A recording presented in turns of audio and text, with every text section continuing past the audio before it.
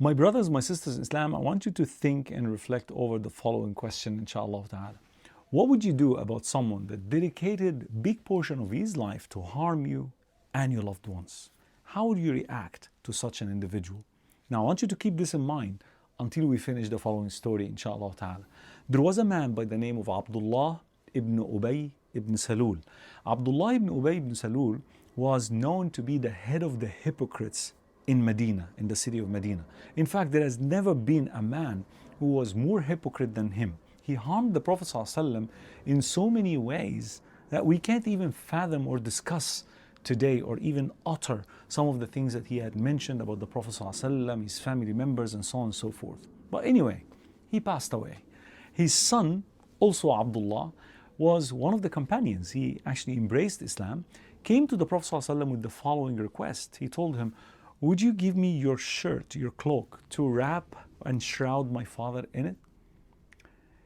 Now, what do you think the Prophet ﷺ would do in such a situation? Would he reject because his father had caused him and the early generation a lot of harms? Or because the Prophet ﷺ was sent as a mercy to mankind, he would just immediately respond to that request? The latter was the answer. He gave him immediately, to a point that Umar ibn Khattab radiallahu anhu couldn't believe that the Prophet ﷺ would simply help this hypocrite to be buried in his blessed cloak. So he pulled the shirt from the Prophet ﷺ and he started reminding him of what this man used to do to the Muslims. And the Prophet ﷺ insisted. Not only that, but Abdullah ibn Abdullah, the son of this hypocrite, he told the Prophet ﷺ, "Would you be able to perform the janazah for my father?" Can you imagine? So Umar ibn Khattab radiallahu anhu, he really couldn't believe that this was happening. He even pulled the Prophet ﷺ from his arms, like, "Don't do it. Don't you know what he did to us?" And then he told the Prophet ﷺ, "Didn't Allah subhanahu wa ta'ala forbade you from doing this? Didn't Allah subhanahu wa ta'ala prohibited you from doing this?" The Prophet ﷺ said, "No."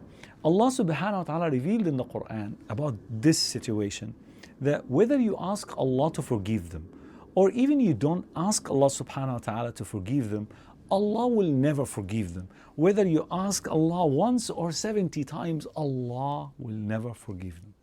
And then the Prophet ﷺ said, "If I know that seeking forgiveness for them more than 70 times will help them, I would have done it." And that's why, my brothers and sisters in Islam, I'm narrating this story.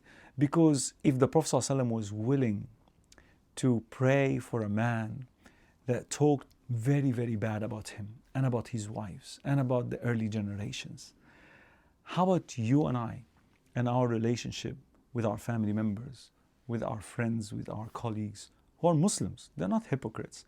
And even though they might have wronged us here and there, but they would have never reached to that level of hypocrisy.